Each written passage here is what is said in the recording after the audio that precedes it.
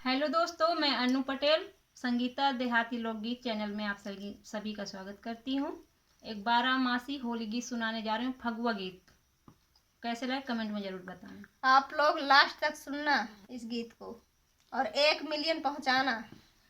तोरी सूरती बसी है नयनवा माँ पिया हो तो कौने महीनावा माँ। तोरी सूरती बसी है नयनवा माँ पिया हो तो कौने महीनावा माँ। पिया हो तो कौने महीनावा माँ पिया हो तो कौने महीना